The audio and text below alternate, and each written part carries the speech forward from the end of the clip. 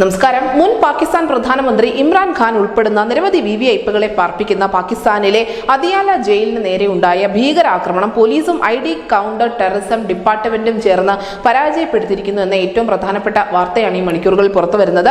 നിലവിൽ 3 ഭീകരരെ കസ്റ്റഡിയിലെടുത്തിട്ടുണ്ട്. ഇവർ അഫ്ഗാനിസ്ഥാനിലുള്ളവരാണ് എന്നും പറയപ്പെടുന്നു. ഇമ്രാൻ ഖാനെതിരെയുള്ള വധശ്രമമാണ് ഇതെന്ന് ഇമ്രാന്റെ കുടുംബവും അതിനോടൊപ്പം തന്നെ സഹായികളും പ്രതികരിച്ചിട്ടുണ്ട്. പിടികൂടിയ ഭീകരിൽ നിന്നും നിരവധി ആയുധങ്ങളും തോക്കുകളും മറ്റും കണ്ടെടുത്തതായി സുരക്ഷാ ഉദ്യോഗസ്ഥർ അറിയിച്ചിട്ടുമുണ്ട്. ഖാന്റെ എതിരാളിയായ ഷഹബാസ് ഷെരീഫ് സഖ്യ സർക്കാർ രൂപീകരിച്ച് ഏകദേശം ഒരാഴ്ച പിന്നിടുന്നതിന് മുൻപാണ് ഇത്ര വലിയ ഒരു ഭീകരാക്രമണത്തിനുള്ള കളമൊരുങ്ങിയത് എന്നതും വളരെ ശ്രദ്ധേയം തന്നെ. ഇമ്രാൻഖാനെ കൊല്ലാനുള്ള രണ്ടാമത്തെ ശ്രമമാണിത്.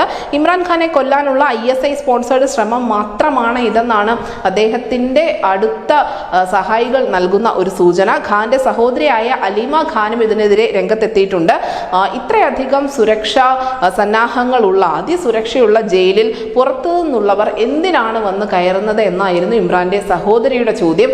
നമുക്കറിയാം, പാകിസ്ഥാന്റെ പല പ്രധാനമന്ത്രിമാരുടെയും വിധി എന്തായിരുന്നു എന്ന്. ഒന്നെങ്കിൽ പലായനം ചെയ്ത് ആ നാട്ടിൽ നിന്ന് തന്നെ പോവുക, അല്ലെങ്കിൽ കൊലപാതകത്തിലൂടെയോ മറ്റോ അവരെ മരണം പുൽകുന്ന ഒരു അവസ്ഥയുണ്ട്.